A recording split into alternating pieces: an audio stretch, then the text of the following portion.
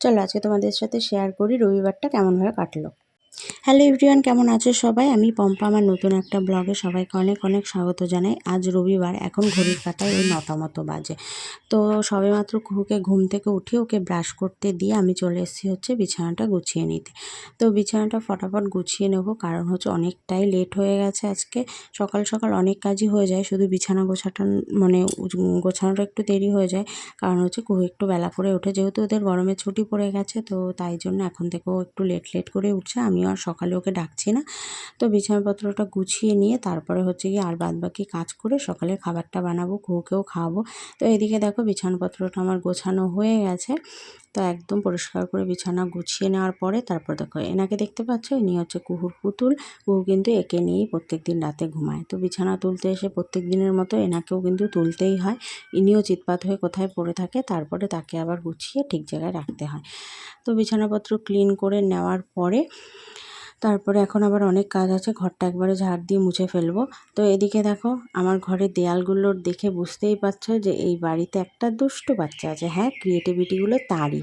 দেয়াল যদি এরকম না হয় তাহলে তোমরা বুঝবে কী করে যে বাড়িতে একটা বাচ্চা আছে? হ্যাঁ, আমার কুহুর ওর যে এত ক্রিয়েটিভিটি সব কিন্তু আমার এই ঘরের দেয়াল দিয়েই ও করে থাকে। তো এদিকে দেখো জানলাটাও আমি এখন খুলে নিলাম, যেহেতু কুহু ঘুমায় তাই জন্য এপাশের জানলাটা আমার খোলা হয় না, কারণ চোখে আলো পড়বে, ওর অসুবিধা হয়, ও আলোতে একদমই ঘুমাতে পারে না। তো তাই জন্য একদম বিছানাটা গুছিয়ে তারপরে হচ্ছে এপাশের জানলাটা খুলে দিলাম। আর দেখো 9টার সময় এত প্রচণ্ড রোদ উঠেছে যে বলার বাইরে। আর এদিকে দেখো কত এলোমেলো আমার ঘর, এগুলো সব গোছাবো। আর ওই যে বালতিটা দেখেছো, আগের দিন ওই বালতিটার ওপরে উঠে ওই শোকেসের ওপর থেকে ও কি নামাতে গেছে, আরেকটু হলেই পড়েছে। তো সেটা তোমাদের সাথে শেয়ার করেছিলাম আগের দিনের ভিডিওতে। তো দেখো ঘরঠর ঝাড় দিয়ে ওগুলো গুছিয়ে তারপরে আমি চলে এসেছি সকালের খাবার বানাতে। সকালে এখানে করছি আজকে রুটি, আর গতকাল রাতে যে করেছিলাম চিকেন তার রয়েছে, তো রুটি দিয়ে চিকেন দিয়ে সকালে আজকে খাওয়া দাওয়া হয়ে যাবে। তারপরে দুপুরে সব কিছু করার পর রেস্ট নিয়ে, আজকে যেহেতু রবিবার বিকেল থেকেই থাকে কুহুর নাচের ক্লাস, তো সেখানেই কুহুকে নিয়ে এসেছি।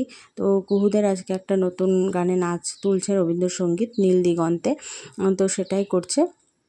আর কুহুকে আজকে নাচের ড্রেস পরিয়ে আনিনি, কারণ হচ্ছে নাচের ড্রেসের পেছনের ফিতেটা না একটু খুলে গেছে, তো ওটা সেলাই করতে হবে, তাই জন্য তো আজকে সিভিল ড্রেসেই নিয়ে এসেছি। তো এই হচ্ছে কুহুর নাচের ক্লাস, এখানে কিন্তু কুহু নাচ শেখে।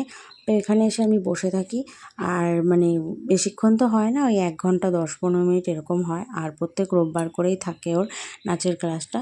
তো বিকেল করে, রোববার বিকেল করে আমরা এখানেই আসি।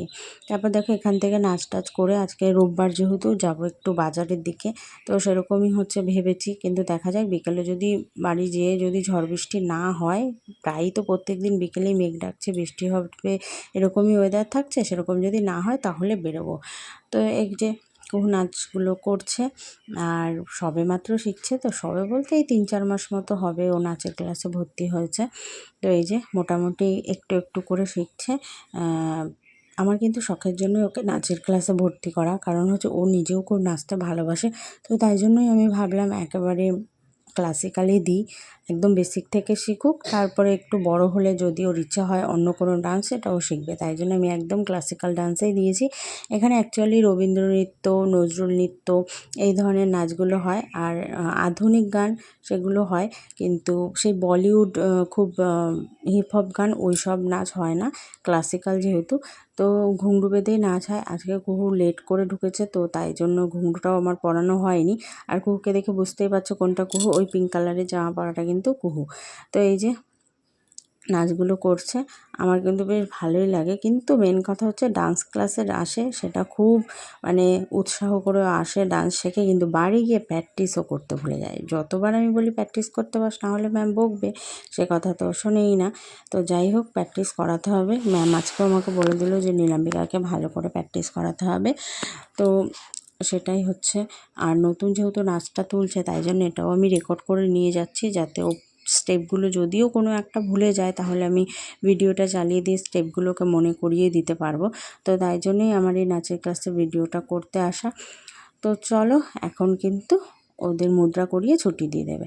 তারপরে বাড়ি গিয়ে একটু ফ্রেশ হয়ে তারপর আমরা চলে এসেছি। এত প্রচণ্ড গরম, ভাবলাম চলো একটু গঙ্গার পাড় থেকে ঘুরে আসি। তো সেই মতোই চলে এসেছি একটু গঙ্গার পাড়ে।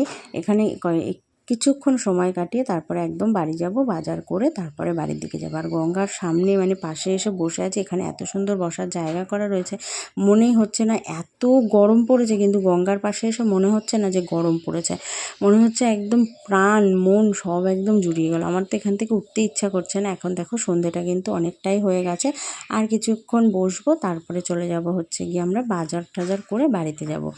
এদিকে দেখো আমার তো খুব ভালো লাগে গঙ্গার পাড়ে আসতে, আমি কিন্তু প্রায় গঙ্গার পাড়ে আসতে চাই, তো তখন কুহুর পাপা নিয়ে আসে। তো দেখো প্রচণ্ড গরম যেহেতু পড়েছে, গঙ্গার পাড়ে এসে সারা দিনের গরম ক্লান্তি সব কিছু নিমিষেই কোথায় যেন উধাও হয়ে গেল, বুঝতেই পারলাম না। তো এই ছিল আজকের ব্লগটা, তোমাদের সবার কেমন লাগলো অবশ্যই কমেন্ট করে জানিও। টাটা।